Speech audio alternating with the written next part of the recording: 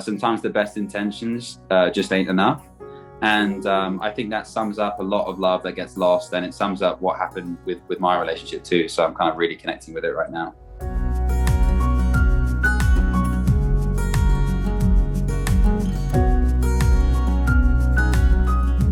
Hey everyone, it's your girl Emily Curl with iHeartRadio, and today we're hanging out with singer and songwriter James T.W. James, what's up? How are you? I'm good. How are you doing? I'm good. It's so nice to be talking with you. This is our first time meeting, and I'm excited because I've been listening to your music for a while, so we have a lot to dive into, including your new single, Butterflies, which I love. When I first heard it, I was truly in my feelings. Tell me a little bit about this single and the inspiration behind it.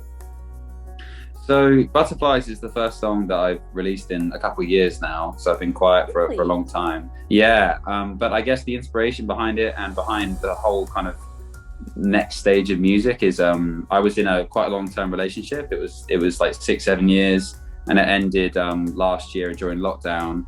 And then I guess Butterflies was just one of the songs that came out of me quite immediately afterwards. And I just wanted to write a song about all the things that people try and do to move on from someone or something. Dang, I mean, and you hear the song and it's the most universal feeling, because you have that push and pull of like, you know, I don't want to be with them, I don't need to be with them, but like I still miss them, I still get butterflies. How did you get through that time in your life? Because I know that couldn't have been easy. Oh, I think it's different for everyone, but for me, it was a unique experience really because of lockdown and because of the way the world kind of was. We carried on living together for a couple months after the whole thing happened. It was very amicable. It was kind of both ways, which made it a lot easier. I think that was a difficult time, but also really nice because instead of it just being kind of heavy emotions and shouting and upset and all that kind of stuff, we kind of just got to kind of rekindle the friendship part of our relationship, like before we say goodbye. So it was really lovely. So this single, Butterflies, is from part one of a forthcoming album that's all about romance and lost love. How did you decide that this was the theme of your album? And I'm curious too, you mentioned that this is the first music you've released in a few years. Why come back with this one? Why now?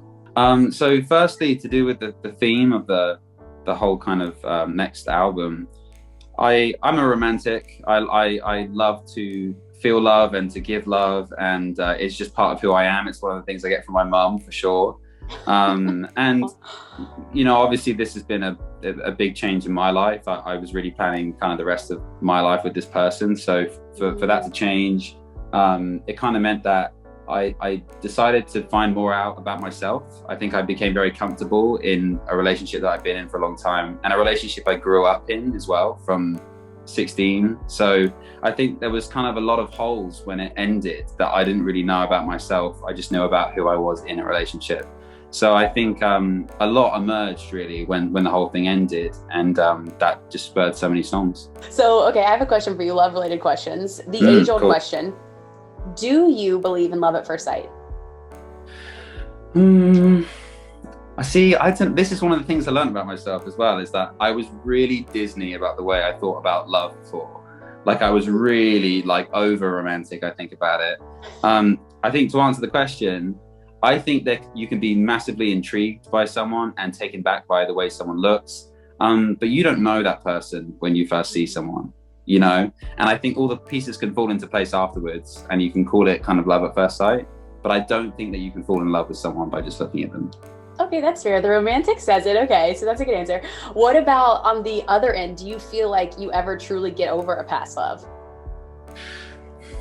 I mean, I'm kind of moving on in a way that I feel like is healthy, and I think it depends how it ended. That's usually why people are still interested in someone that they were with before, because it's usually not even and mutual. So I can understand it both ways. Dang, I feel like I'm in therapy right now, honestly. Okay, so last question for you before we go into our quick rapid fire game. We have part one and part two, which is so interesting to me. I love that you have both of those. Tell me a little bit about what we can expect in part one and part two, and why you chose to do the album this way. So, I mean, part one are all breakup songs. They're all kind of about the emotions that came from this breakup last year. And I guess some of the songs are a way more immediate emotion than other ones, where they're more of a celebration of what happened instead of feeling down about it anymore. So that's the combination on the first half, whereas the second half I mean, as I say, it's kind of open. It's left open right now because I'm hoping to experience kind of romance, you know, in the next, I don't know, 6 months, which I'll write about. I can't help but write about it. The reason I chose to do it this way, I liked the theme. I liked the fact that it had two halves and they could come together, and it was all about the way that love just flows in someone's life. But I think another reason I wanted to do it was because I've released music in small kind of EPs and kind of singles, and I've also released an album. And what I love about breaking up the release is that fans really digest music a lot more kind of linear now than I think that they used to. I think if you give everyone an album, not as many people will digest the whole album anymore. I think doing it this way gives every song a chance to be heard in a way that it wouldn't if it was one big package. Well, I'm excited to hear both part 1 and part 2. But James, before we let you go, are you down to play a quick rapid fire game of your favorites? Okay, so I'm gonna give you a scenario and then you just tell me the first thing that pops in your mind. Sound good? Okay, all right. All right, what is your favorite place in the world to be? London, definitely London. Okay, what is your favorite city to travel to? Seattle is my favorite city. I love it there. Okay, who's your favorite artist on repeat right now? Ooh, there's this artist called Lennon Stella, and she has an amazing voice, and I love all of her songs. What's your favorite artist you want to collaborate with in the future?